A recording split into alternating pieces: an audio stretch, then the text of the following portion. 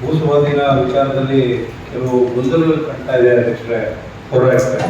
ಏನಕ್ಕೆ ಅಂದರೆ ಈ ಭೂಸ್ವಾಧೀನ ಅಧಿಕೃತ ಪ್ರಕಟಣೆನ ದಿನಾಂಕ 21/2026 ರಾಜ್ಯ ಸರ್ಕಾರ ಇದನ್ನ ಆದೇಶನ ಕೊಟ್ಟಿದೆ.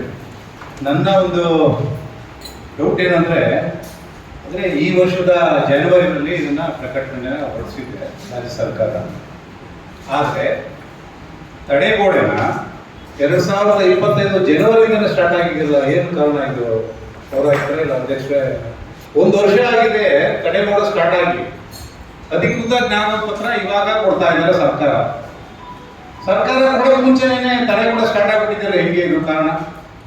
ತಮ್ಮ ಇದೆಯಲ್ಲ ಹೋರಾಡ್ತಾರೆ ಅಧ್ಯಕ್ಷರೇ, 1 ವರ್ಷ ಆಯ್ತಲ್ಲ ಸ್ಟಾರ್ಟ್ ಆಗಿ.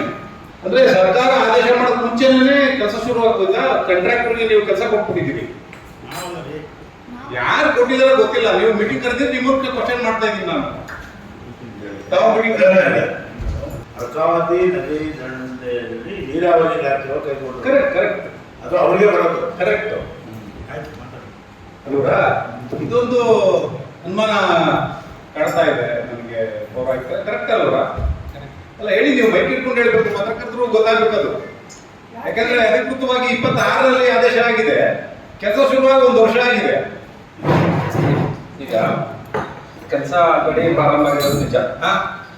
ಎಲ್ಲಿ ಸರ್ಕಾರದ ಜಮೀನು ಇದೆಯೋ ಅಲ್ಲಿ ಕೆಲಸ ನಡೀತಾ ಇದೆ. ಎಲ್ಲಿ ಖಾಸಗಿ ವ್ಯಕ್ತಿಗಳ ಹೆಸರಿನಲ್ಲಿ ಜಮೀನು ಮತ್ತು ಇತರೆ ಆಸ್ತಿಗಳಿದಾವೋ ಅದನ್ನ ಭೂಸ್ವಾಧೀನಕ್ಕೆ ಇವಾಗ ಸರ್ಕಾರ ಮುಂದಾಗಿದೆ. ನೋಡಿ, ಈಗ ನೀವು ಹೇಳ್ತಾ ಇರೋದು ಸರ್ಕಾರಿ ಜಾಗದಲ್ಲಿ ಕಾಮಗಾರಿ ಸ್ಟಾರ್ಟ್ ಆಗಿದೆ ಅಂತ ಇಲ್ಲ.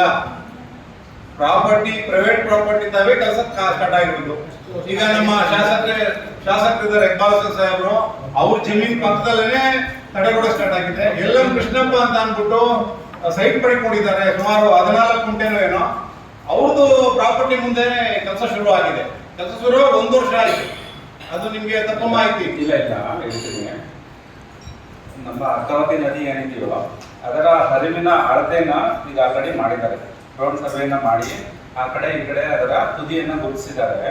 ಅದರದ ಆದ್ಮೇಲೆ 30 ಅಡಿ ಬಫರ್ ಜಾಗ ಇರ್ತದೆ. 30 ಅಡಿ ಅಲ್ಲ, 30 ಮೀಟರ್ ಬಫರ್ ಜಾಗ ಇರುತ್ತೆ.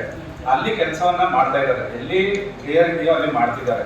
ಎಲ್ಲಿ ಭೂಸ್ವಾಧೀನ ಮಾಡ್ಬೇಕಾಗಿದೆಯೋ ಅಲ್ಲಿ ಇನ್ನೂ ಕೆಲಸ ಮಾಡಿಲ್ಲ.